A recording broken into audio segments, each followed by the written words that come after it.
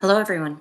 My presentation today is about Mack Charles Parker, a man whose story never fully entered the national civil rights spotlight, even though he suffered one of the most brutal acts of racial violence in Mississippi's history. Because this event happened in Pearl River County, it is part of the county's historical record, even if it has not often appeared in public memory. On April 24th, 1959, Parker was dragged from his jail cell in Pearl River County, beaten, shot, and thrown into the Pearl River, while the sheriff's office and town marshals allegedly did nothing to stop it.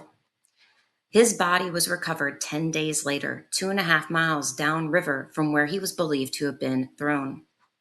Even though the community wildly understood who participated, reports estimate about 24 men, no one was brought to justice.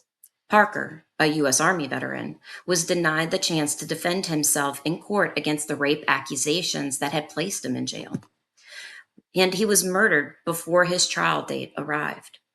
Recovering the story is not about accusations, but about acknowledging that his life and death belong within the complete history of Pearl River County. The publication that covered this case most thoroughly was the Chicago Defender.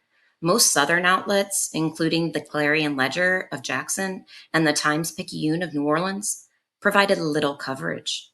The alleged victim in the original case, June Walters, received more press only when she attempted to sue the Chicago Defender for calling her a liar and an adulteress. The FBI initially investigated Parker's lynching, but ultimately returned the case back to Mississippi.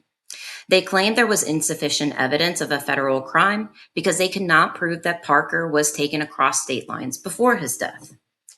In the Cold Case Unit report released in 2023, the FBI admitted that agents believed it would be best for the FBI's reputation to leave the matter in Mississippi's hands.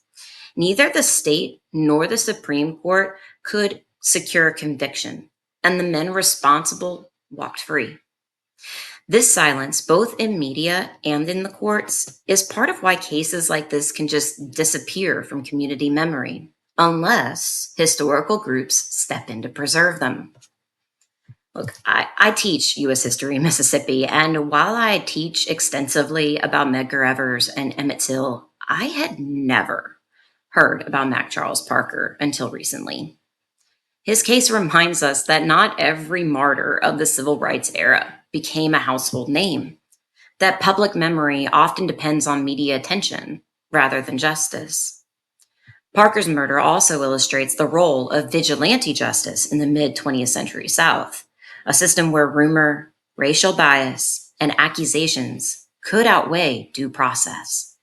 Regardless of Parker's character or the allegations against him, he was a human being with natural rights that should have been protected.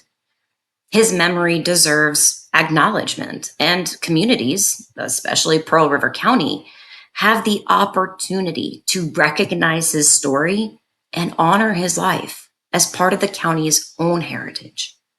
Framing the story this way invites the Pearl River Historical Society to recover the lives that justice failed, ensuring that they are not erased from local history. Thank you so much.